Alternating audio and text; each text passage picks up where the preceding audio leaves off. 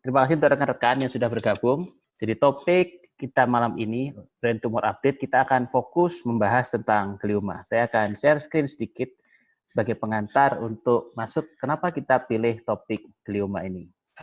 Brain Tumor Update kali ini kita akan bicara tentang glioma. Apakah glioma itu cukup sering dialami? Mungkin masih ingat, buat kawan-kawan masih ingat Agung Hercules, di mana orang yang dulunya segar bugar, tampak perkasa begini, tiba-tiba dikabarkan kondisinya menurun. Dan kemudian beliau meninggal dan ternyata disebabkan oleh tumor otak, dan yaitu adalah suatu tumor disebut glioblastoma multiforme. Glioblastoma multiforme adalah bentuk paling ganas dari glioma. Walaupun tumor otak itu merupakan nomor 17 kasus barunya di antara tumor yang lain, tapi tumor ini merupakan penyebab kematian nomor 4 paling sering. Jadi kasus ini tumor otak fatalitasnya sangat tinggi, maka perlu kita perhatikan dan kita deteksi lebih awal supaya kita bisa segera melakukan terapi yang adekuat. Jadi ada berbagai macam tumor. Glioblastoma yang mengenai Agung Hercules itu adalah tumor dengan survival rate yang paling kecil, survivornya rendah. Tapi ada jenis-jenis lain yang angka prognosisnya lebih bagus. Ada anaplastik astrocytoma, low-grade astrocytoma, anaplastik oligodendroglioma. Dan ini yang akan dibahas nanti, apa yang membedakan mengapa glioblastoma itu prognosisnya jelek dan apa yang bisa kita kerjakan supaya pasien kita itu memiliki survival rate yang lebih baik. Ini contoh-contoh orang terkenal yang terkena glioblastoma. Di Amerika bisa mengenai siapapun, bahkan pejabat tinggi pun bisa mengena, dan hasilnya jika dia terdiagnosa kasus ini, maka survival-nya tidak bagus. Walaupun di Amerika dengan didukung oleh teknologi-teknologi yang paling canggih. Glioblastoma adalah tumor yang tumbuh infiltratif. Nanti Dr. Kamil akan menerangkan lebih detail. Modelnya seperti ini kalau di dalam otopsi. Dia infiltratif, berasal dari jaringan glia, dan dia terdiri dari antara tumor ganas yang lain, 80% adalah berbentuk glioma. Kalau kita lihat angkanya, glioblastoma, dan untungnya sebagian besar tumor otak itu jinak, tapi untuk yang kelompok ganas ini, maka survival-nya sangat jelek. Sangat tergantung dari grade-nya. Glioblastoma itu adalah grade 4. Kalau grade 1 prognosisnya masih bagus, tapi kalau grade-nya tinggi, maka prognosisnya tidak baik. Namun satu hal yang menarik adalah mortalitasnya ternyata berbeda. Di Amerika, di Inggris, di Kanada, di Prancis, di Jepang, angka mortalitasnya lebih rendah. Apakah ini dipengaruhi faktor genetik? Ini yang akan diterangkan lebih dalam oleh pembicara pertama kita, peran-peran faktor genetik dan bagaimana implikasinya terhadap pemilihan terapi yang dikerjakan dan prognosis pasien. Jadi pembicara pertama kita akan bicara mengenai peran role of glioma biomolekular analysis to determine diagnosis and prognosis. Jadi peran pemeriksaan biomolekular pada glioma untuk menentukan diagnosis dan prognosis tumor. Pembicara pertama kita adalah Dr. Muhammad Kamil, PhD. Jadi beliau ini adalah residen bedah saraf, tapi di tengah-tengah masa residensi memutuskan untuk cuti sejenak dan mengambil program doktoral PhD Neuroscience dan Neurosurgery di Kagoshima University. Dan tahun ini alhamdulillah telah lulus sebagai PhD di sana. Dr. Kamil akan share tentang peran pemeriksaan biomolekuler pada kasus-kasus glioma. Mungkin itu pengantar saya. Selanjutnya saya silahkan kepada Dr. Muhammad Kamil untuk bisa memulai presentasinya. Silahkan. Oke, Assalamualaikum warahmatullahi wabarakatuh. Izinkan saya menyapa semua teman-teman di sini, semua peserta yang sekarang sudah ada ratusan.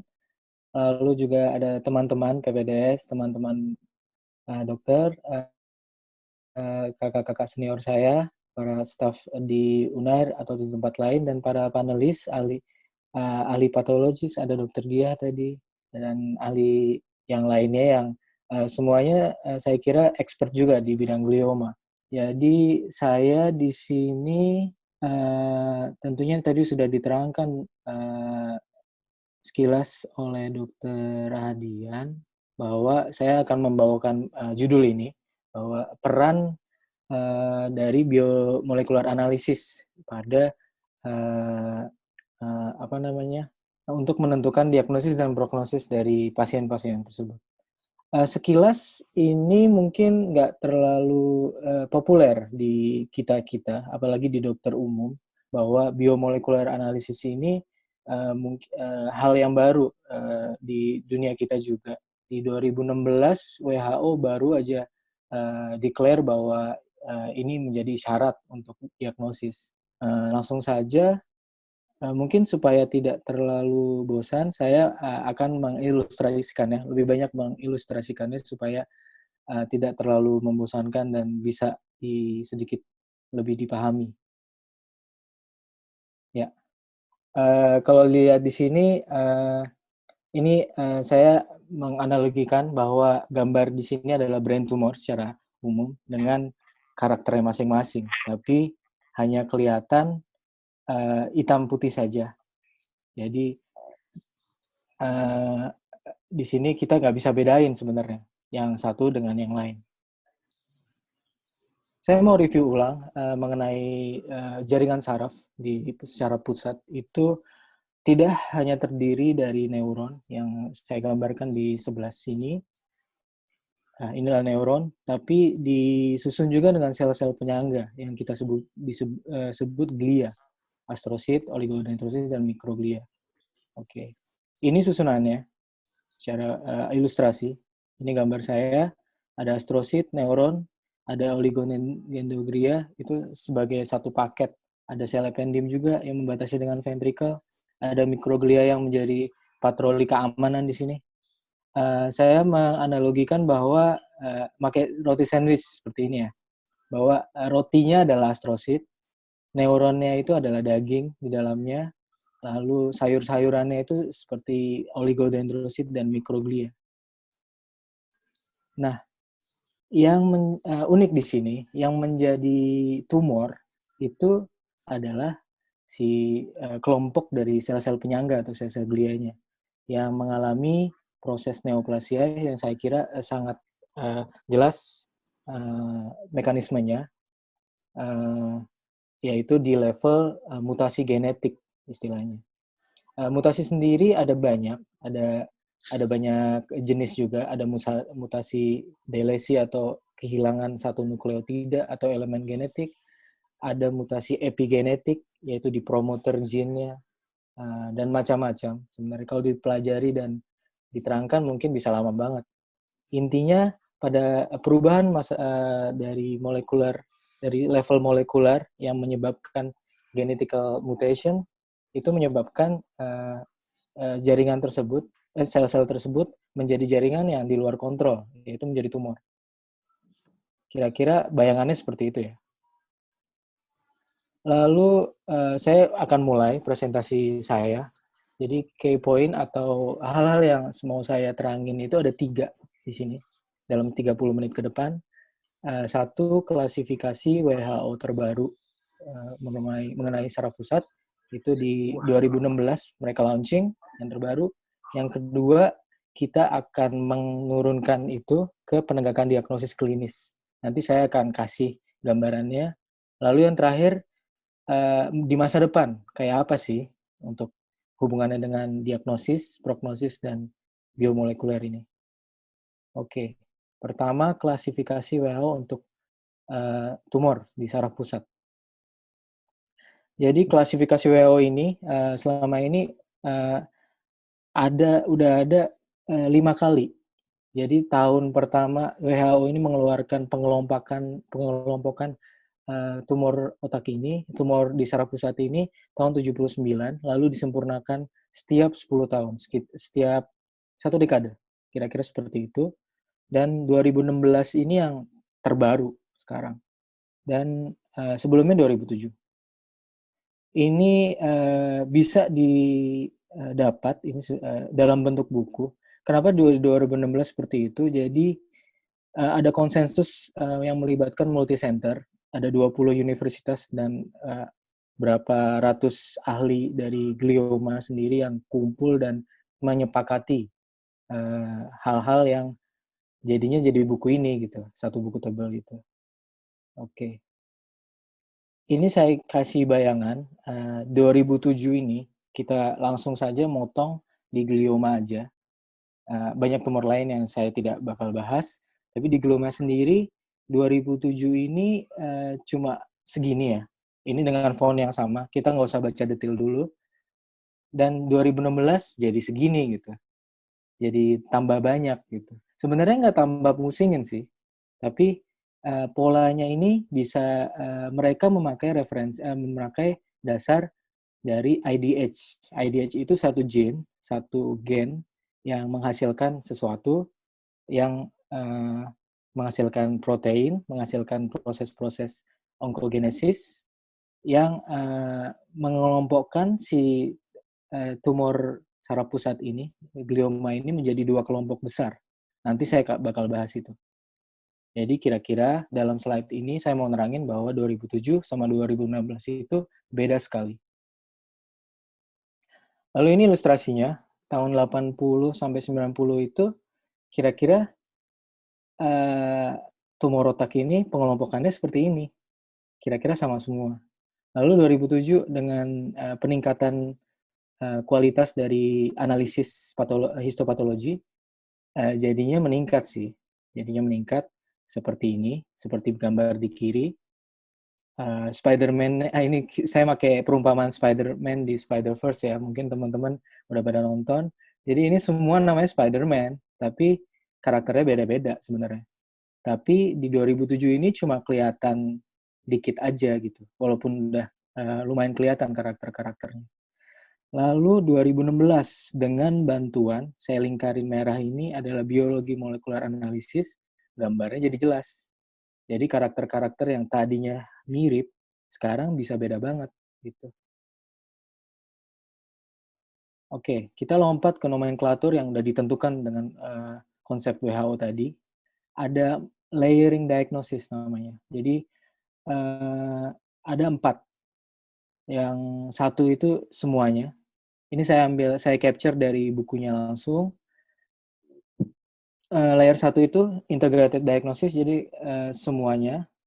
Lalu di 2, 3, 4 berturut-turut adalah histologi, grading, lalu molekular karakteristik nomor 4. Contohnya aja langsung.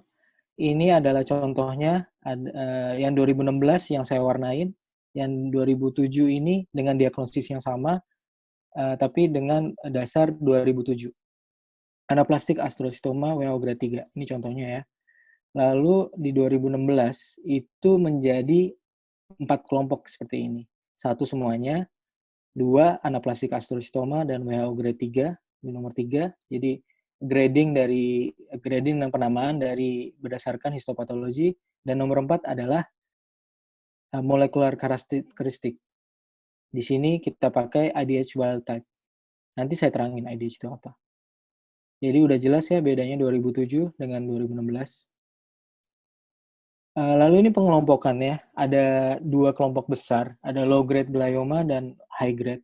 Ini untuk low grade cuma dibagi 2 kelompok, subkelas, dan subkelasnya lagi dibagi banyak. Tapi saya mau garis bawahin bahwa di diffuse astrocytoma ini, pembagiannya menurut IDH semua, IDH mutant, wild type, dan not otherwise specified, atau WHO kali ini masih mempersilahkan center-center penanganan tumor untuk tidak memeriksa molekuler, tapi namanya harus jadi NOS, istilahnya seperti itu. Jadi yang molekuler type-nya tidak tahu. Ini untuk grade 2, cuma ada 3. Grade 3 ada anaplastik astrocytoma yang IDH mutant dan wild type. Untuk yang sebelah kanan oligodendroglioma, ada tambahan dari molekular pattern-nya itu pakai pemeriksaan 1p19q correlation. Nanti saya terangin. Jadi oligodendroglioma ini udah dikhususkan harus punya ini gitu. Harus punya korelasi gen ini gitu. Lalu di luar itu ada oligoastrocytoma dan anaplastik oligoastrocytoma yang masuk grade 3. tapi NOS karena ini sebenarnya udah mau dihapus oligoastrostoma.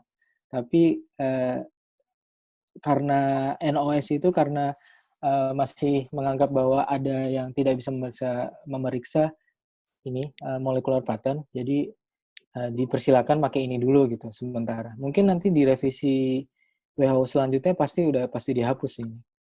Lalu ini high grade glioma ada 2.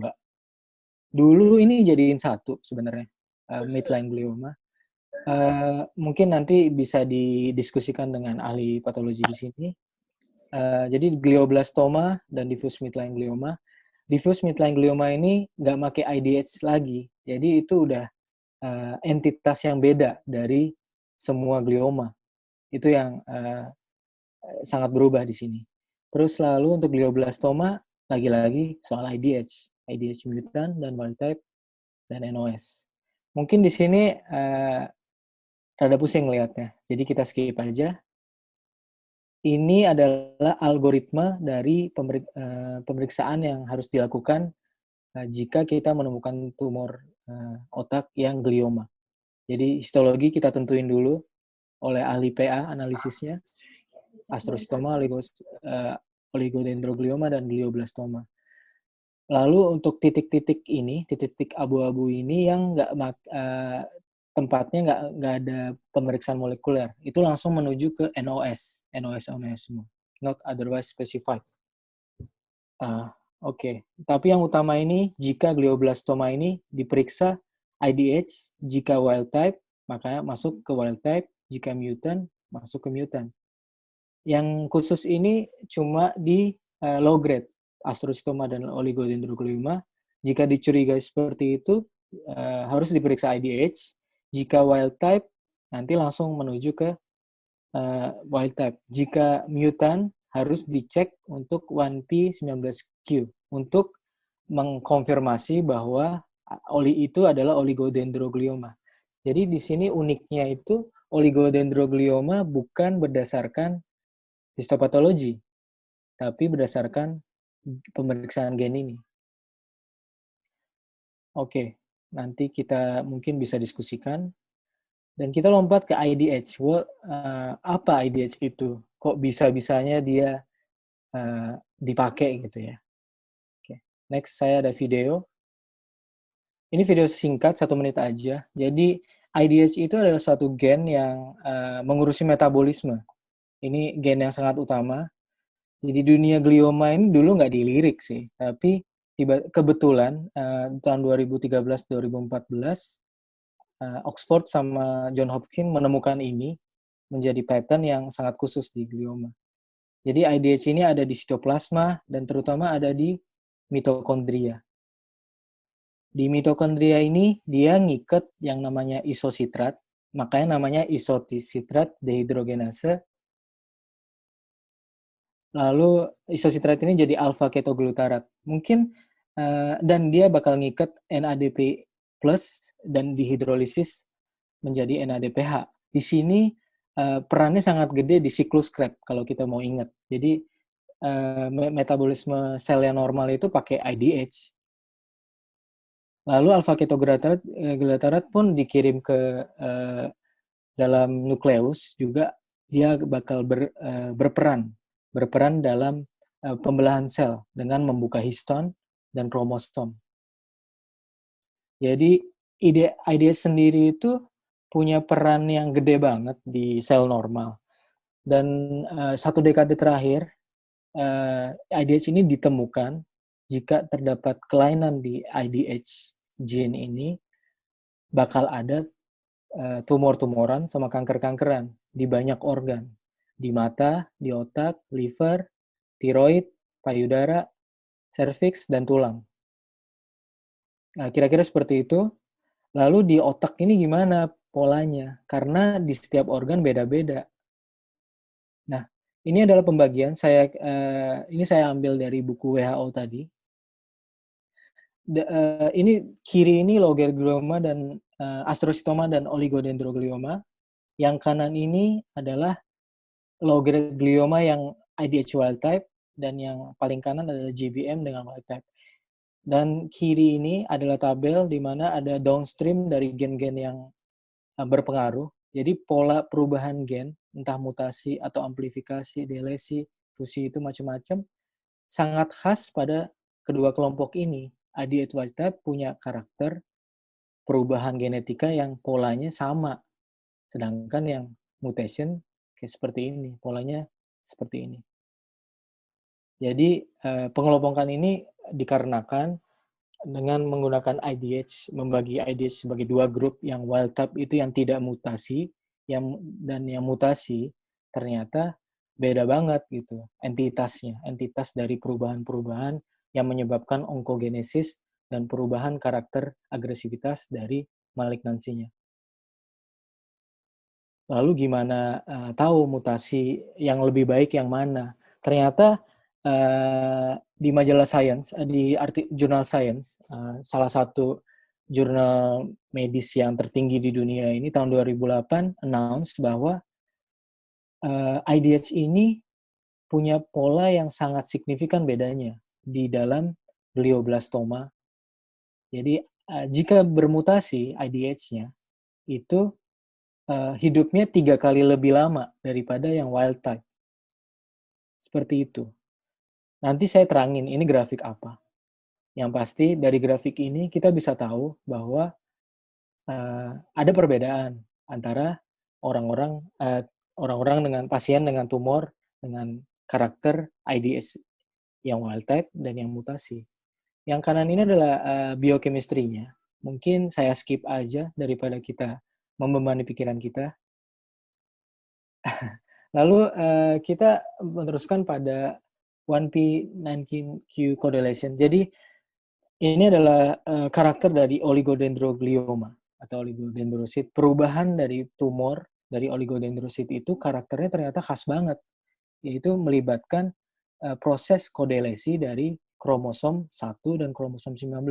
Saya review dikit, di manusia ini punya 22 pasang ya, 22 pasang kromosom yang somatik ya, sama germinal 1 pasang. Di oligodendroglioma ini gambar di kanan atas, kita bisa cek, harusnya gini. Jadi ini P ini dari parental yang satu, Q ini dari parental yang satu lagi. P sama Q kan, heterozigot. Kalau kita ingat-ingat pelajaran SMA biologi seperti ini. Nah, lalu ada kodelesi. Kodelesi itu adalah ketuker sebenarnya. Ketuker antara kaki satu sama kaki yang lain. Jadi 1P sama 19Q-nya itu ketuker. Nah, itu namanya kodelesi. Mungkin secara ringkasnya seperti itu, tapi sebenarnya detailnya lebih kompleks. Nah, si oligodendroglioma ini punya ciri khas karena semua oligodendroglioma punya karakter ini. Jadi kalau tidak punya karakter ini adalah bukan oligodendroglioma. Lalu di LGG, kelompok LGG ini, saya ambil dari Journal of Neurosurgery, mereka mengelompokkan dua, ada yang kodelesi, ada yang enggak gitu. Yang kodelesi yang merah itu ternyata prognosisnya lebih panjang juga gitu daripada yang tidak kodelesi atau astrositoma. Yang glioma grade 2 sama astrositoma grade 2 sama oligodendroglioma grade 2, sama-sama grade 2-nya, ternyata lebih lama hidup, progresif, dan lebih lama kekambuhannya itu ternyata pada kelompok oligodendroglioma, tapi harus berdasarkan kodelesi ini, bukan berdasarkan histopatologi. Lalu what to watch gitu kan, what else of the genes we have to check. Ini ada banyak banget sebenarnya. Jadi WHO sendiri punya data banyak banget seperti ini. Ada EGFR, ada BRAF, ada MGMT yang kita sering dengar. Ada rela, ada third, promoter, TP53, P53 kan sering banget ya kita dengar. Dan macam-macam lagi. Tapi kali ini kita cukup tahu aja ya sekilas. Nggak usah dipikirin banget. Di glioma sendiri ada pattern. Jadi selain dari IDH itu, kita juga direkomendasi untuk ngecek additional gene untuk biar tahu karakter lebih dalam lagi. Seperti ini polanya. Jika glioblastoma, yang dicek selain IDH adalah gen-gen seperti ini. third mutation, EGFR, PTEN, yang grade 4 astrocytoma yang ini ya, yang midline, histone F3A. Jadi cek gene histone-nya, dan yang lain seperti itu, ada sendiri-sendiri. Dan gimana cara tahu prognosis dari biologi molekuler?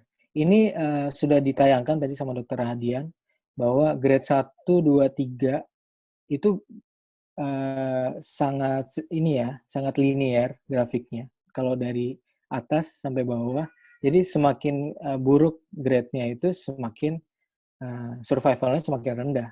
Ini kan secara umum. Tapi di medis ini kita biasa pakai yang namanya kurva Kaplan-Meier untuk menentukan perbedaan survivor atau progression free survival. Saya ambil contoh ya ini ya, atau kekambuhan dari kelompok satu populasi dengan karakter yang mirip-mirip, tapi dibedakan menjadi beberapa kelompok, misalnya 2 atau beberapa kelompok seperti ini. Jadi misalnya ada MGMT, misalnya methylation dan unmethylation, ini gen yang berhubungan dengan resistensi terhadap temozolomid, terhadap kemoterapi glioma.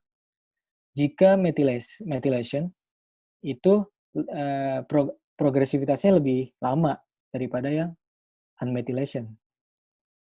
Terus IDH juga seperti itu, tadi saya sudah terangkan. Yang mutasi bisa bertahan lama daripada yang wild type. Ini juga oligodendroglioma 1p19q. Nomor 36 dan 13 itu spesifik titik mutasinya. Dan ini jika dibandingkan di yang punya ketiga-tiganya mutasi, dan yang punya 2 doang, sama yang nggak punya sama sekali, itu yang paling buruk itu yang wild type semua. Jadi di glioma ini khas sekali. Yang nggak mutasi, yang nggak ini, yang istilahnya wild type kita sebutnya itu, yang paling buruk prognosisnya.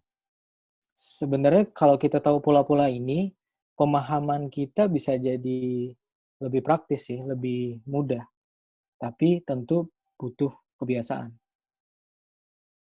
Dan take home message-nya untuk klasifikasi ini adalah status IDH dan kodilesi adalah 2 gen yang diutamakan untuk pembagian diagnosis. Jadi cuma 2 itu aja sebenarnya, nggak kompleks seperti yang kita bayangkan. Dan nomor 3, perubahan pohon klasifikasi.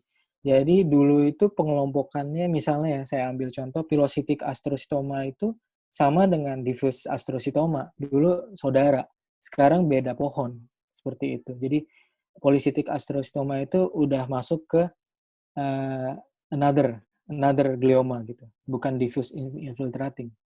Seperti ya, dan pohon-pohonnya itu berubah jadinya. Dan nomor 4, penghapusan beberapa diagnosis.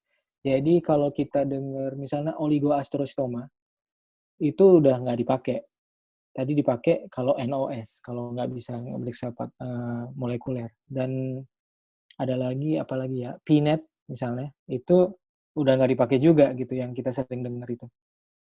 Jadi di sini 2016 classification ini menyebabkan perubahan newly diagnosis of the tumor entity, brain tumor entity.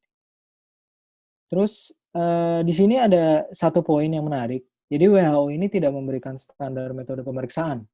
Jadi testingnya pakai apa itu dia nggak pakai standar gitu.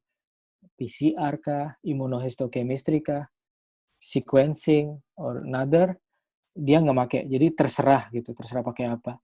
Jadi ini keuntungannya ada, memberi kesempatan semua pusat studi untuk mencari metode yang paling ideal yang bisa dilakukan di setting klinis. Tapi dan tata laksana pasien tetap berjalan karena mereka masih boleh NOS gitu. Jadi misal negara berkembang seperti Indonesia yang tidak punya infrastruktur yang lengkap, masih bisa terus tata laksana brain tumor patients with the NOS status. Tapi ada kerugian, terjadi bias data secara global. Jadi ada yang pakai PCR, ada yang pakai immunohistochemistry aja, yang akurasinya mungkin beda-beda. Jadi datanya mungkin nggak bisa reliable. Itu ya take home message-nya. Lalu kita menuju ke poin 2, penegakan diagnosis klinis. Di sini Saya mau langsung ambil contoh yang dari buku WHO tadi dan dari ini disempurnakan oleh jurnal yang saya referensi ini. Kasus nomor 1, GBM dengan primitive neural component. Ini adalah MRI-nya. Ada gambaran lesi di temporofrontal kanan dengan lesi heterogen. Di sini diduga adalah glioma atau metastasis atau limfoma. Sebenarnya ada cuma 3 itu. Diagnosis bandingnya jika dilihat hanya dari satu slide MRI ini. Lalu B, C, D adalah pemeriksaan histopatologi dengan hematoksilinosin yang kita biasa lakukan selama ini. Standar istilahnya. Di sini kita bisa cek kedalaman dari karakter dari keganasannya. Jadi BCD ini ada gambaran-gambaran yang khas dengan primitive neural component. Lalu di E kita E dan F itu pakai marker-marker yang khusus hanya berekspresi pada glia pada glioma. Jadi GFAP dan sinaptosisnya adalah intermediate filament di sel-sel glioma yang dimana jika ini dengan immunohistochemistry dicek, ini yang coklat itu melambangkan positif lah istilahnya. Jadi ini confirm bahwa ini bukan metastasis gitu, bahwa ini adalah asalnya dari otak itu sendiri. Lalu di G ini dia pakai IDH, pemeriksaan IDH dengan immunohistochemistry positif, jadi dia adalah mutasi dari gen ini. Jadi ini adalah secondary GBM. Jadi dengan pemeriksaan ini tanpa melihat riwayat sebenarnya bisa tahu bahwa ini primer atau sekunder. Lalu yang H ini adalah pemeriksaan untuk gara-gara dugaan ada primitive neural component yang dulu disebut PNET ini. Kalau salah mohon dikoreksi nanti. Dia bakal ekspresinya harus dikonfirmasi dengan ekspresi gen MYCN, amplifikasi. Itu paling ideal pakai FISH namanya. Jadi ada immunohistochemistry, ada PCR, ada fluorescent in situ hybridization. Mungkin di slide selanjutnya lebih jelas. Ini contoh lain. Ada diffuse leptomeningeal tumors, DLGNT. Mungkin ada ribet, jadi ini adalah hasil otopsinya. Terus C dan D adalah gambaran histopatologi dari pengecatan umum. Lalu dan E dan F adalah konfirmasi dengan immunohistochemistry dengan komponen oligodendroglial.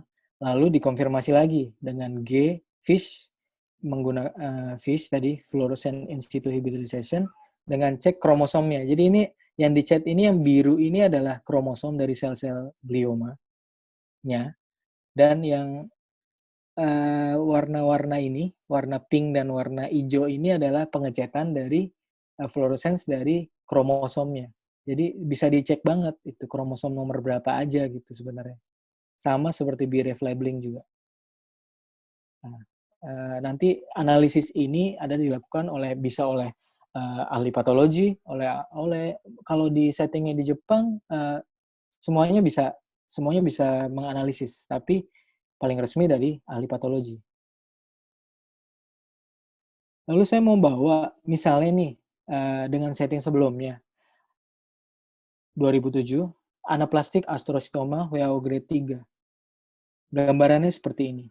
Ada banyak pasien seperti ini dengan diagnosis yang sama persis. Lalu dilakukan konvensional terapi, operasi bedah, radiasi, dan temozolomid. Seperti biasa, tapi keluarannya adalah ada yang resisten, ada yang efektif, ada yang hidup 2 tahun, ada yang 5 bulan kambuh, ada yang 1 tahun, 5 tahun, dan sebagainya. Jadi variasi-variasi seperti ini sebenarnya membuat kita rada-rada bingung juga sebagai klinisi, bahwa sebenarnya kalau lebih jelas kan kita bisa ngomong dari awal bahwa kira-kira hidup Anda secara biologis sepanjang ini, tingkat kekambuhan segini gitu. Jadi tapi dengan pemeriksaan tanpa biologi molekuler itu seperti kurang bisa direalisasi. Lalu datanglah 2016. Jadi ditambah dengan biomolekular analysis diagnosis tadi yang anaplastik astrocytoma WHO grade 3 bisa dikarakterisasi dengan perubahan dari gen-gen yang direkomendasi diperiksakan untuk anaplastik astrocytoma. Misalnya seperti ini. Misalnya ambil saja. Jadi ada yang paling kiri ini Spider-Man, yang ini hutan. Yang wild type yang paling kanan. Ya, seperti itu. Yang MGMT yang tengah. Jadi setiap glioma ini punya karakter masing-masing sesuai dengan molekulernya. Sehingga nanti surgery goal-nya dari awal bisa ditentukan. Misalnya ADH wild type, glioblastoma, orangnya tua, eloquent area, itu apakah harus di wide excision atau di partial, nanti dokter IB bakal nerangin lebih jelas ya. Dan personalized therapy untuk kelanjutan adjuvannya apa gitu. Apakah cuma cukup temozolomid atau yang lain. Dan determine the prognosis. Jadi kita bisa ngomong dari awal gitu. Karena karakternya ini dibanding dengan karakter yang itu, prognosisnya beda. Kita bisa nerangin sedetil-detilnya ke pasien dan keluarganya. Jadi memberikan gambaran yang lebih jelas biomolekular analisis itu. Jadi posisi dari biomolekular analisis, saya kira teman-teman bisa menentukan sekarang. Dan take home message-nya untuk Indonesia, bagaimana? Mungkin ini bisa didiskusikan nanti. Kita udah sampai mana? Diagnosis, terapi, dan prognosis. Nanti mohon moderator bisa membawa ini diskusi ini. Lalu untuk future direction, kita bisa cek ini ya, future direction-nya ini pertama untuk testing method. Yang saya tadi sempat ungkapkan bahwa testing methodnya itu dari WHO tidak memberikan gold standard, harus dicek immunohistochemistry kah, harus dicek sequencing kah, gitu, segala macam. Padahal pertimbangannya di klinis adalah misalnya biaya, misalnya insuransinya mengcover apa, waktu, dan macam-macam. Nah, di sini banyak banget penelitian dan studi yang bahkan memakai cara-cara yang sangat baru juga banyak gitu. Misalnya pakai oncopanel. Oncopanel itu pakai new generation sequencing ya. Jadi sequencingnya bisa cepat banget gitu. Bisa lebih cepat dari PCR. PCR itu yang kita tahu ya sekarang PCR itu apa, pakai reagen apa dan keluarannya kayak apa. Terus pakai marker yang immunohistochemistry aja cukup atau enggak. Terus yang bawah ini baru lagi, jadi ada immunoscore. Konsepnya dilihat dari imun sistemnya gitu. Itu juga bisa sebagai komplementari dari diagnosisnya. Jadi di masa depan ini berkembang banget. Dan kita kalau nggak tahu gennya itu sendiri, ya kita bakal buta banget sih. Karena pemeriksaannya sendiri sangat berkembang. Lalu untuk terapinya itu saya ambil contoh ya, misalnya ini untuk secondary glioblastoma, kita karena temozolomid udah resisten, radiasi udah nggak terlalu ngaruh, jadinya banyak yang istilahnya tidak ada pilihan obat, dan ini sepertinya sedikit menjawab pakai radiasi yang portable, TTF. Mungkin dokter IB lagi neliti juga di Indonesia. Jadi dipasang di kepala gitu aja, misalnya kayak seperti itu. Terus ini juga ada vaksin untuk IDH. Ada juga, dan recurrent ada juga. Jadi terus ada lagi yang untuk virus. Jadi ada yang pakai virus untuk mengobati glioblastoma, juga lagi di clinical trial. Terus ada imunoterapi, lagi ramai banget juga.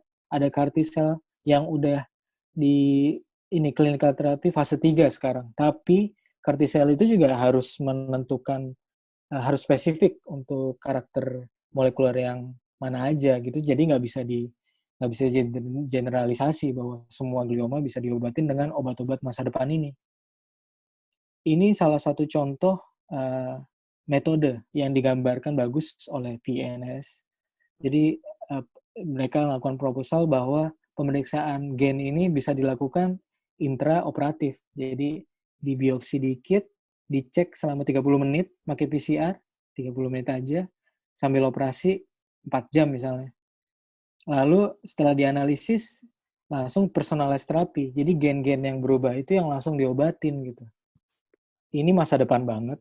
Jadi kira-kira nantinya seperti itu. Sangat tergantung dari karakter biologi molekuler. Tentunya dengan dipadukan dengan analisis dari histopatologi.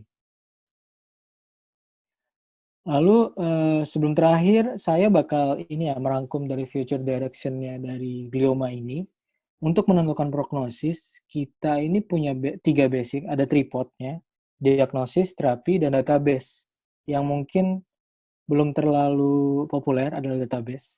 Yang ketiganya ini punya biologi molekular analisis ini punya peran di tiga-tiga tripod ini. Di diagnosis, bukan hanya neurosurgeon yang berkontribusi, ada neuroscience, neuroimaging, neuropatologi, dan macam-macam, neurobehavior juga. Itu juga pakai biologi molekular analisis.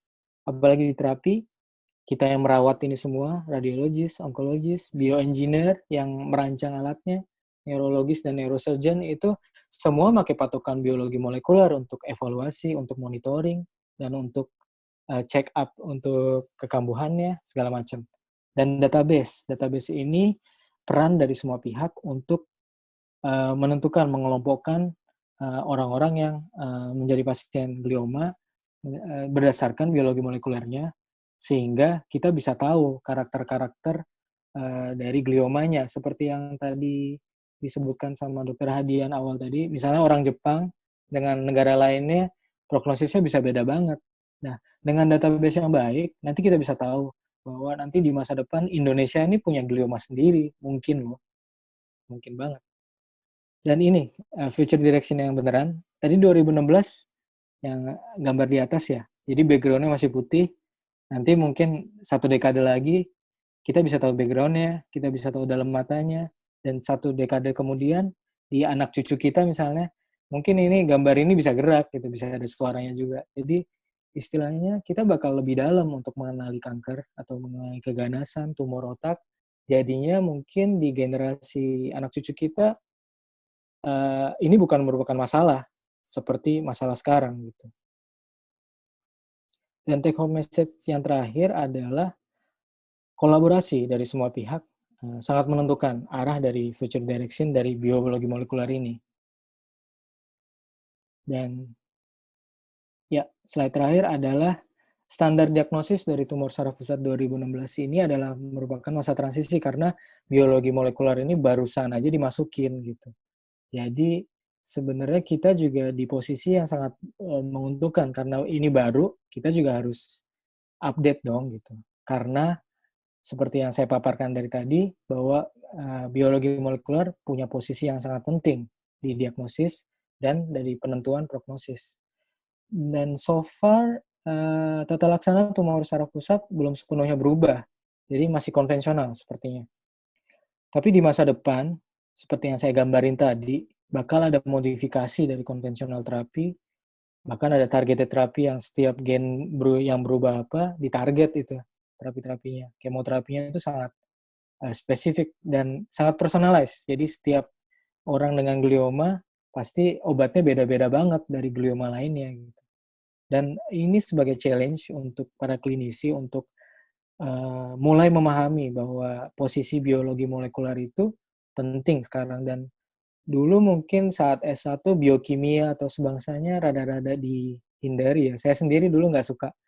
Uh, Sukanya kayak anatomi, bahkan kalau post klinik tuh sukanya bedah aja gara-gara nggak mau lihat yang ribet-ribet seperti itu. Tapi kita di masa depan challenge-nya semua itu jadi satu gitu. Semua itu harus dikolaborasikan untuk pasien. Kira-kira sekian. Ini adalah quote yang saya suka. Jadi dari Charles Darwin 1 abad lalu, 2 abad lalu, bahwa yang survive itu ya bukan yang paling pintar atau paling kuat, tapi yang paling responsif terhadap perubahan, yaitu di tumor otak adalah biologi molekuler analisis. Terima kasih. Terima kasih, Dr. Kamil. Waktunya tepat, 30 menit. Oh. Ya, luar biasa. Harus latihan bolak-balik nih kelihatannya ya. Oke, untuk rekan-rekan, jadi saat ini ada 918 kawan yang bergabung. Ada beberapa pertanyaan sudah tersampaikan. Mungkin kesempatan pertama saya berikan duduk panelis. Jadi acara ini terima kasih telah bergabung bersama kita. Dr. Bedah Saraf dari Bandung, kawan saya, kakak kelas saya, Dr. Roland Sidaputar, beliau ahli bedah saraf tumor dari Unpad Bandung. Terima kasih sudah bergabung. Beliau akan menjadi panelis untuk meramaikan diskusi malam ini. Dan yang kedua adalah Dr. Dia Fauzia. Beliau adalah tim kita di Surabaya. Beliau adalah ahli patologi anatomi yang khusus memperdalam tentang neuropatologi. Beliau juga akan memberikan masukan, meramaikan diskusi kita malam ini.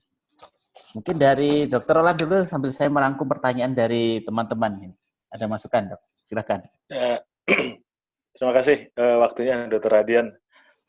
Pertama, saya mengucapkan selamat. Ini saya sudah diundang. Tujuan juga terima kasih sudah diundang. Ada acara webinar Brain Tumor Indonesia. Kesempatan yang baik sekali. Dr. Kamil juga selamat ya. Ini penjelasan yang luar biasa. Sebenarnya sudah dengar-dengar, teman, implikasi yang kita pakai saat ini pun untuk klasifikasi ini memang karena baru, jadi belum begitu disamaratakan. Hampir semua, saya rasa juga bedah saraf di seluruh Indonesia juga masih belum ya, Dr. Kamil ya.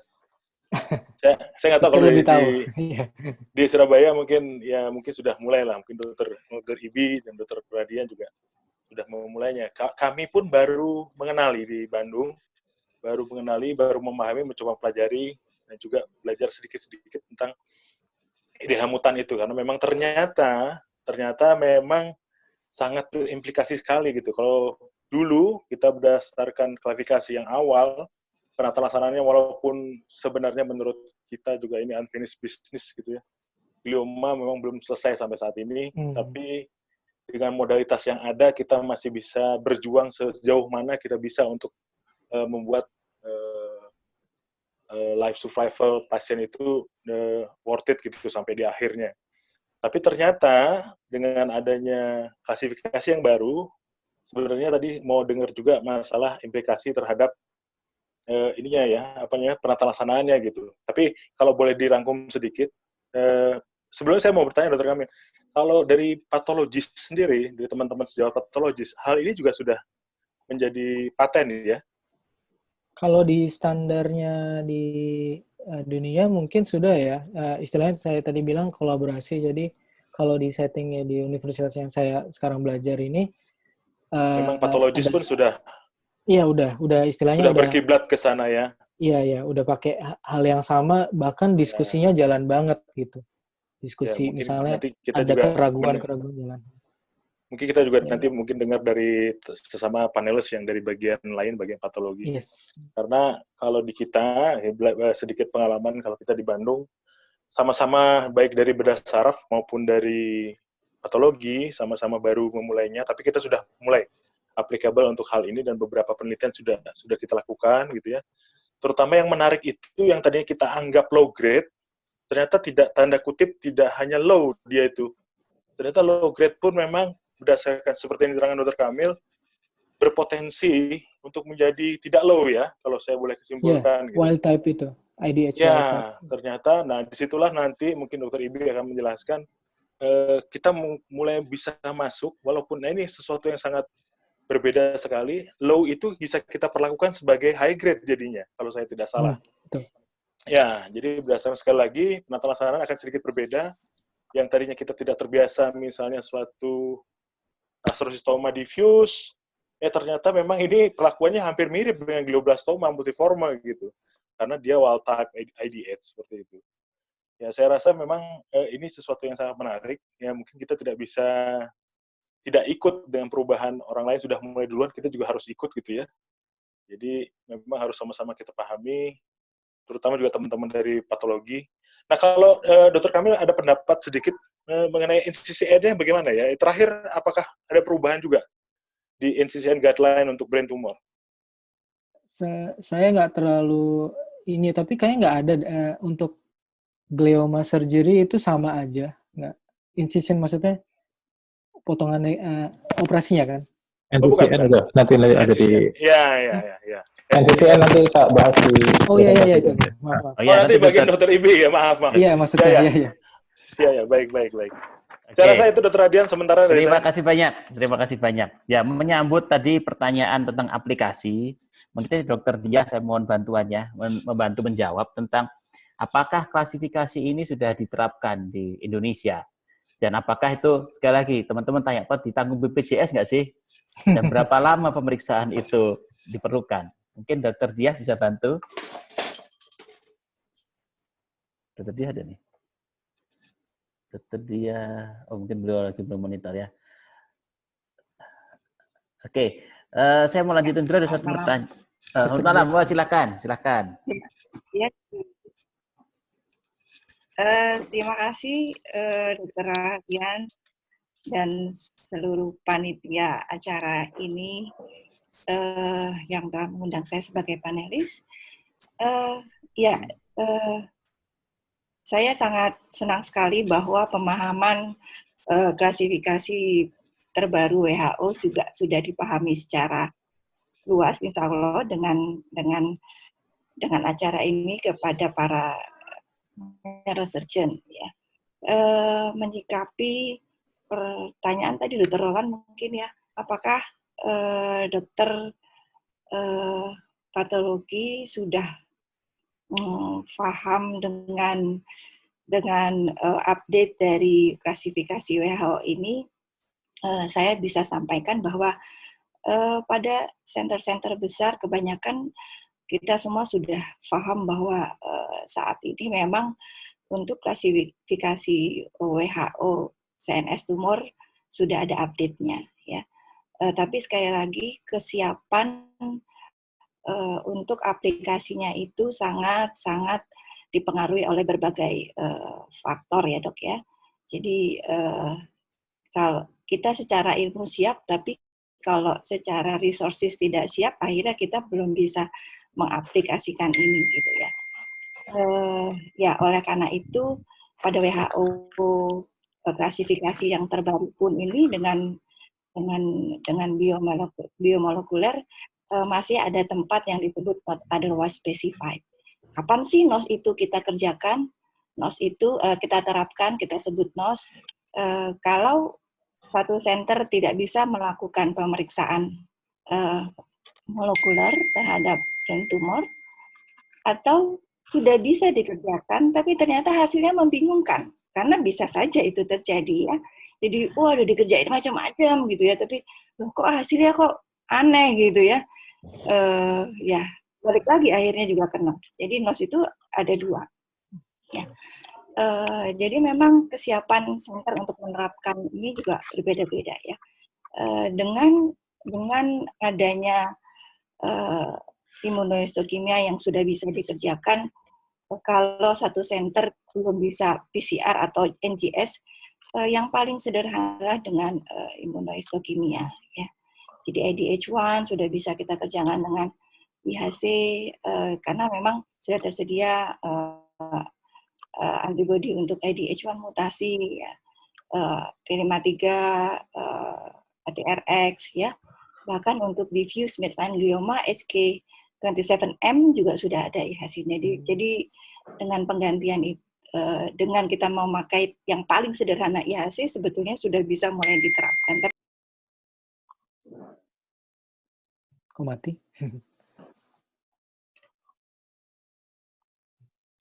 Mungkin sinyalnya terputus. Oke. Tapi kita sudah dapat jawaban. Ini. Iya. Bisa diulang sedikit, Dokter Diah, tadi agak terputus. Ya, kan tidak stabil ininya. Ya, jadi ketersediaan fasilitas itu balik lagi ke center, tidak hanya dokter patologinya. Kalau dokter patologi insya Allah siap ya, karena ilmunya bisa dipelajari. Tapi pengadaan fasilitasnya lagi yang tidak ditentukan oleh dokter patologinya atau center patologinya, tapi ditentukan oleh banyak pihak. Gitu ya. Saya rasa ya kita mulai bertahap untuk mulai mengadakan ini, menyediakan marker molekulernya ya di Sutopo, tapi ya memang tidak bisa langsung semuanya terlengkapi begitu ya, karena ya sudah paham lah untuk kondisinya. Saya rasa itu Radian Ya, yang bisa saya terima tambahkan. kasih Dokter Dia, terima kasih sekali. Jadi emang kondisinya karena ini hal baru, tentu kita sama-sama belajar. Tapi setidaknya jika teman-teman bedah saraf itu tahu manfaatnya, kita bisa tanda kutip itu saling mendorong lah, bicara dengan teman PA bahwa ada hal-hal baru yang perlu sama-sama kita pelajari. Karena kadang nanti kalau PA-nya jalan tapi bedah sarafnya nggak ngerti juga mau dipakai untuk apa, bingung juga ya dok ya. Ya kalau sama-sama tahu, jadi kita bisa sama-sama saling mendorong. Itu oke. Ada beberapa pertanyaan ini. IDH1 berhubungan dengan MGMT kan yang populer dipakai untuk glioblastoma itu MGMT ya, yang kita pakai untuk menentukan kira-kira dia respon tidak dengan temozolomid. Nah, ini pertanyaannya, ada nggak hubungan IDH1 sama MGMT itu, Dr. Kamil? Saya mau coba jawab. Kalau sepaham saya tuh nggak ada hubungannya kalau istilahnya IDH1 atau 2 itu mutasi itu ada tendensi untuk MGMT methylation atau enggak. Tapi yang saya paham adalah MGMT methylation itu MGMT itu methylguanine methyltransferase itu adalah gen yang di mana adalah adaptasi dari si tumornya itu untuk repairing DNA-nya dia atas serangan dari temozolomid. Jadi itu adalah adaptasi dari tumornya. Jadi gen itu sebenarnya itu adalah promoter gene, epigenetic mutation istilahnya. Jadi itu tidak berhubungan dengan IDH, tapi itu bisa dinamis, bisa dari awalnya ada atau dari setelahnya ada. Paling banyak itu justru keluar pada secondary glioblastoma yang IDH-nya mutant. Itu nantinya bisa jadi MGMT unmethylation. Jadi MGMT-nya ekspresinya gede, jadi resisten. Seperti itu. Menjawab nggak? Ya, jadi bisa muncul, bisa saling berhubungan, bisa tidak ya. Tapi misalnya Bisa tidak. bersifat mandiri dia ya. Iya. Ya. Oke. Satu tadi ada pertanyaan lagi. Bisa nggak misalnya pasien itu dioperasi 2 kali? Sifat IDH1-nya pertama mutan, kemudian diperiksa jadi wild type. Itu mungkin nggak? Di reopen, apa misalnya ada operasi, oh dia kan residif tuh. Tumor kan bisa residif. Pada saat residif diperiksa, bisa nggak yang awalnya IDH-nya mutan, kemudian diperiksa ulang bisa jadi wild type gitu. Bisa nggak? Jadi kalau menurut saya ada istilahnya, ada hal yang belum bisa dipecahkan banget, yaitu namanya heterogeneity dari si tumor. Jadi mungkin dokter dia tahu ya, jadi tahu lebih dalam. Jadi tumor itu segede itu ada banyak gitu sebenarnya, ada banyak tipenya. Jadi ada yang pinggir-pinggir tuh sama yang tengah beda karakter gitu. Jadi bukannya karena dulu salah periksa atau dulu emang nggak bener MG mutan atau wild type, tapi sebenarnya bukan berubah, tapi emang udah ada aja gitu. Jadi kalau jawabannya dari pertanyaan itu sih belum bisa dikonfirmasi, dok. Oke. Jadi bisa aja emang berubah atau emang satu tumor itu punya semuanya gitu. Paham saya seperti itu. Ini ada pertanyaan menarik nih. Tadi kan disebutkan bahwa kalau IDH1-nya mutasi itu berhubungan dengan secondary GBM ya. Yes. Itu gimana penjelasannya nih? Pertanyaan terakhir untuk sesi ini mungkin ya sebelum kita masuk ke sesinya Dr. Irwan. Siapa, dok? Ada yang tanya nih. Ya silakan. Jadi mengapa IDH1 mutasi itu berhubungan dengan secondary GBM? Mungkin diterangkan dulu juga secondary GBM itu apa supaya ada Jadi sedikit. secondary GBM itu adalah kalau sepaham saya ini adalah GBM yang entitasnya jadi resisten terhadap semua pengobatan dan muncul lagi sebagai lesi yang istilahnya kerajaan baru lagi gitu. Dulu kerajaannya udah diberesin, terus jadi tumor yang baru lagi. Itu yang secondary. Itu yang sepaham saya ya. Mungkin. Kenapa mutasi itu punya karakter ke sana? Karena sulit juga jawabnya. Tapi mutasi itu kan ada role of 55. Jadi di sini ada usia 55 ke bawah, itu tuh kecenderungannya mutasi, IDH mutan. 55 tahun ke atas ada wild type. Jadi ada hubungannya itu. Dan yang mutasi di sini lebih bertahan lama hidupnya.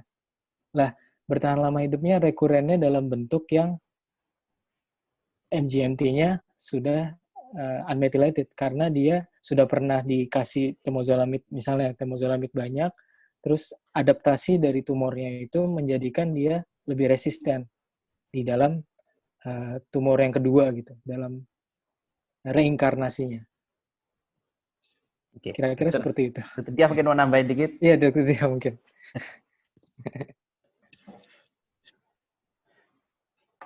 Suaranya Masih di mute, Dokter Dia. Maaf, mic-nya masih di mute. Di unmute dulu. Oh ya, sorry. Ya, saya tambahkan sedikit. Sebelum kita mengenal bahwa glioblastoma atau astrocytoma ini atau glioma ada yang ADH1 mutant and wild type, kita membagi glioblastoma itu sebagai glioblastoma primer dan sekunder. Ya. Primer itu artinya glioblastoma itu rise de novo. De novo artinya pada saat dia muncul sebagai neoplasma, itu memang sudah dalam bentuk glioblastoma.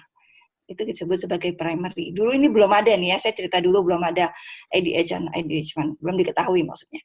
Nah, kalau sekunder itu artinya glioblastoma ini timbul yang asalnya dari lower grade astrocytoma. Jadi pasien ini sebetulnya melalui tahapan dia dari grade 2 atau dari grade 3 yang akhirnya berkembang menjadi glioblastoma. Itu yang disebut sebagai secondary glioblastoma. Dan ternyata setelah kita paham, para ahli paham mengenai peranan dari IDH1, diketahui bahwa glioblastoma yang primer, yang rise de novo, itu adalah yang IDH1-nya wild type. Sedangkan yang sekunder itu adalah yang IDH1-nya mutan. Ya. Jadi yang wild type kenapa lebih jelek daripada yang mutan? Kayaknya pemahaman kita itu kadang-kadang sukanya keliru ya. Kita selalu mikir, oh kalau yang mutan itu lebih jelek, kalau yang wild type itu lebih bagus. Dalam hal IDH1 ini agak dibalik ya. Yang mutan justru lebih bagus daripada yang wild type. Berarti yang wild type, yang rise de novo, itu dia timbulnya bukan karena ada something wrong with the IDH1.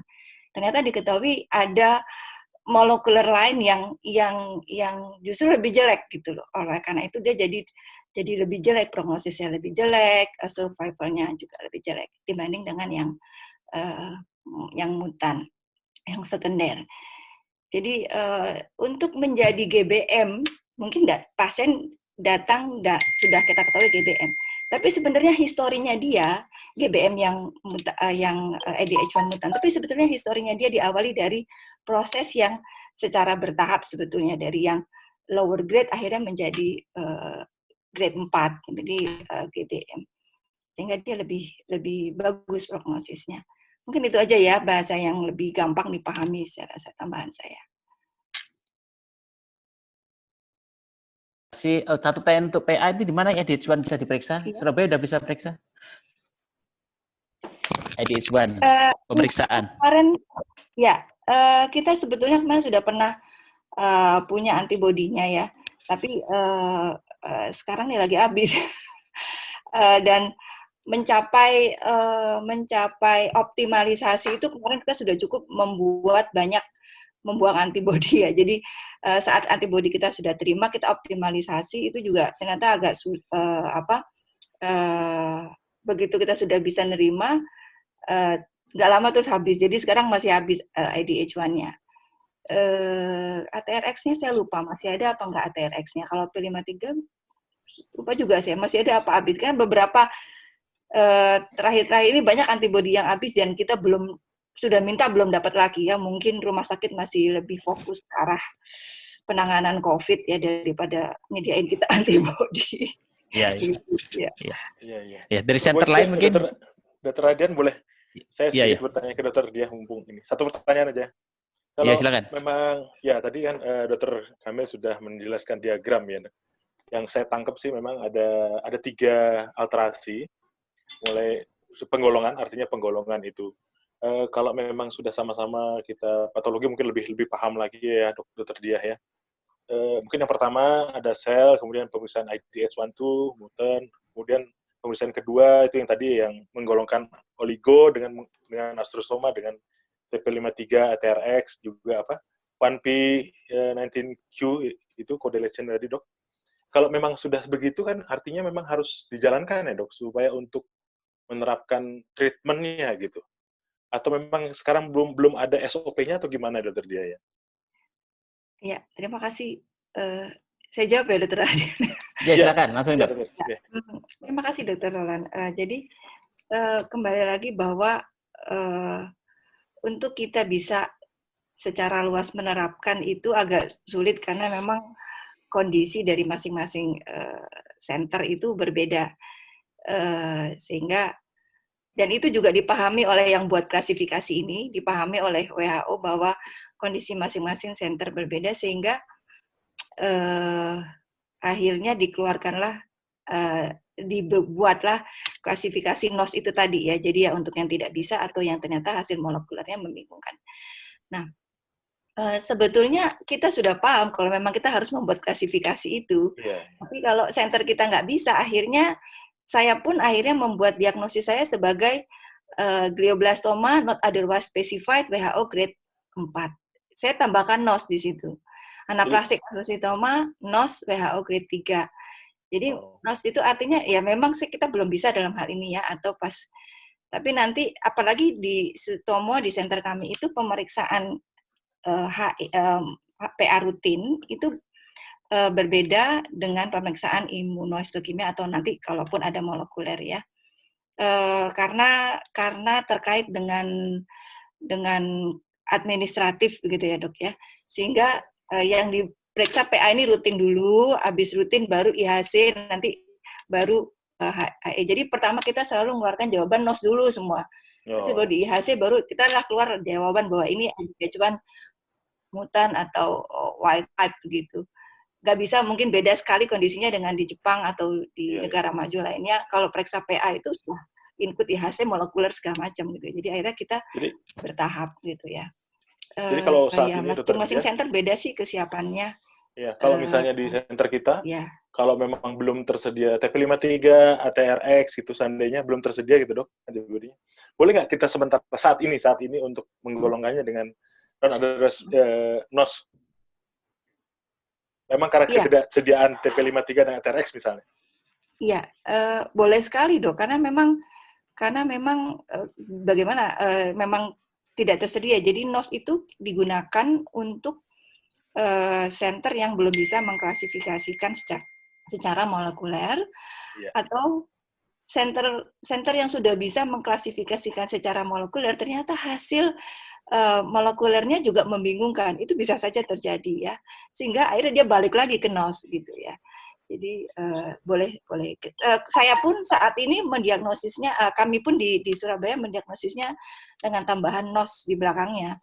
Nanti kalau sudah menyusul ada IHC-nya, baru kita revisi menjadi tergantung hasil ininya, pemeriksaannya. Ya. Oke, terima kasih.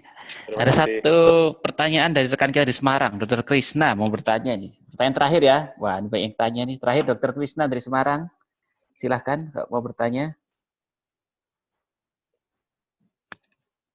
Halo. Saya terdengar, Dok. Assalamualaikum. Silakan, terdengar ya. Silakan. Ya, Assalamualaikum warahmatullahi wabarakatuh semuanya, Dokter Radian, Dokter Ipi, Dokter Roland, Dokter Kamil, Dokter Dia. Saya muridnya dokter-dokter semua. Sekarang dinas di Semarang. Langsung aja bahwa presentasinya Dokter Kamil memang luar biasa ya. Artinya kita ternyata sudah dalam tahap itu, tahap memeriksa genetik dari tumor, tidak hanya histopatologi. Cuman yang perlu kita ketahui memang tadi Dr. Hadian sudah sempat menyinggung bahwa peserta webinar ini 900 orang lebih ya dok ya. Dan yang sebetulnya yang berprofesi bedah saraf di center pendidikan menurut saya itu sangat sedikit yang mengikuti ini jika dibandingkan dari seluruh totalnya. Beberapa di antaranya adalah bedah saraf yang ada di daerah. dan juga teman-teman dokter umum. Nah, ini saya kembali ke panelis dan juga pembicara. Take home message apa sebetulnya yang harus diketahui sama teman-teman bedah saraf yang ada di daerah dan teman-teman dokter umum kaitannya sama ini loh sebetulnya glioma sudah sampai sejauh ini begitu. Apakah saya justru berharapnya tadi ada sentralisasi database atau dan lain sebagainya, sehingga paling tidak sebelum kita melangkah sana kita sudah punya database dulu dengan klasifikasi WHO yang sebelumnya begitu. Mungkin seperti itu, Dok. Oke, terima kasih. Ya, oke. Terima kasih, Dokter. Ya. Kami mau jawab sedikit, nanti saya simpulkan. Oke, terima kasih Dr. Krisna. Tadi saya juga memikirkan hal yang sama dan saya ungkapkan di slide-slide terakhir bahwa ada faktor yang tantangan, challenging bagi dokter umum dan dokter bedah saraf yang di daerah yang minim fasilitas dan minim infrastruktur untuk itu. Take home message-nya adalah dengan tahu ini kita bisa memberitahu kepada pasien dan keluarganya tentunya bahwa kemungkinan terapi, kemungkinan prognosisnya bisa selebar itu juga gitu dalam bahasa yang sangat awam gitu. Jadi dengan pemahaman kita yang dalam, insya Allah kita juga bisa menyampaikannya dengan simple juga ke orang yang awam, dan karena mereka sangat berhak untuk tahu diagnosis, kemungkinan diagnosis dan kemungkinan prognosisnya apa gitu, walaupun di daerah sangat terbatas. Dan itu juga bisa menggambarkan kesiapan-kesiapan dari pasiennya yang harus dipersiapkan. Misalnya terapinya berapa lama loh, kira-kira pemeriksaannya apa aja. Nanti kita bisa menggambarkan sejak dari awal. Jadi pasien dan keluarga tidak selalu kaget dengan apa yang dia disampaikan di daerah dan apa yang disampaikan di pusat gitu, misalnya di center pendidikan. Kira-kira seperti itu. Oke, terima kasih. Ini sekaligus saya untuk meresumekan apa yang disampaikan untuk sesi ini. Jadi, emang yang sengaja kita angkat topik ini dan kita minta teman kita yang belajar di Jepang untuk menyampaikan adalah kondisi yang sudah ada di luar negeri yang kita perlu kejar. Dan memang kata kuncinya adalah kolaborasi. Seperti kita tahu bahwa teman-teman di daerah banyak mengerjakan glioblastoma, tapi nggak banyak-banyak amat sebenarnya. Jadi jika PA di tiap daerah harus menyiapkan itu rasanya berat. Karena dia harus beli reagen, dia macam-macam. Kata kuncinya memang kita bagaimana melakukan kolaborasi. Ada satu center yang memang bisa menjadi beberapa center di Indonesia bisa menjadi rujukan-rujukan untuk pemeriksaan canggih ini.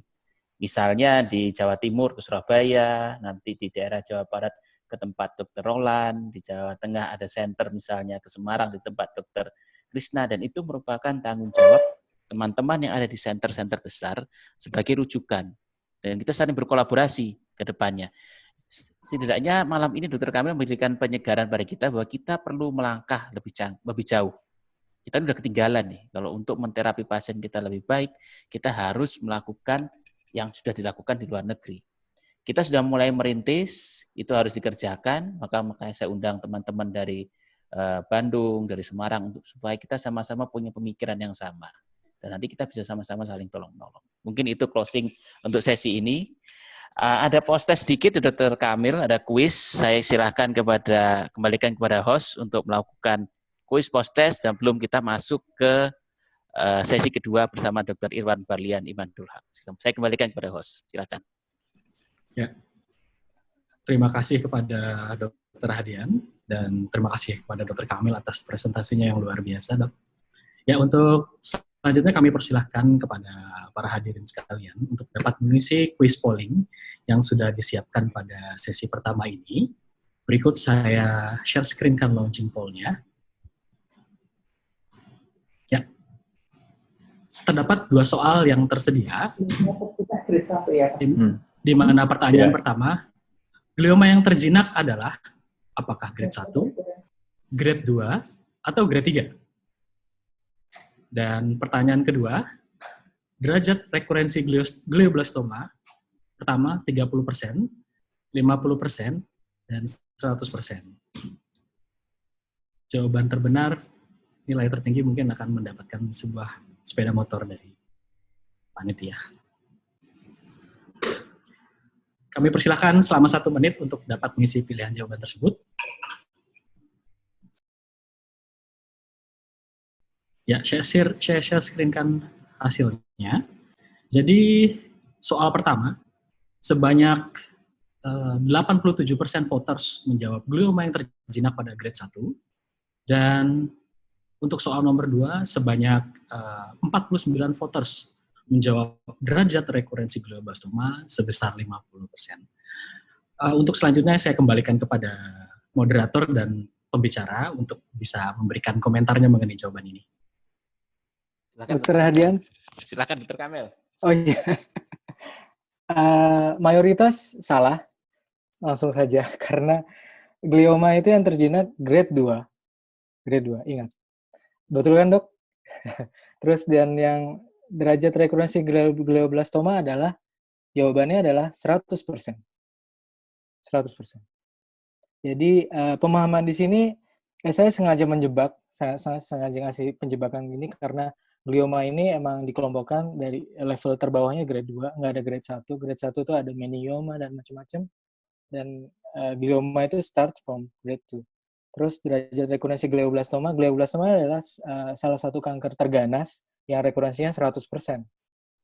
Jadi nggak ada derajat yang lain. Jadi istilahnya inevitable gitu istilahnya. Nggak bisa di courting dari 100% gitu. Gimana Dokter Radian? Jebakan Batman ya, tadi gambarnya Spider-Man, jebakan Spider-Man. Ya. Tipe 1, grade 1 itu spesifik mungkin ya, yang kayak pilositik, atrositoma, macam-macam gitu. Ya. Tapi di glioma. Oke, di glioma. Terima kasih.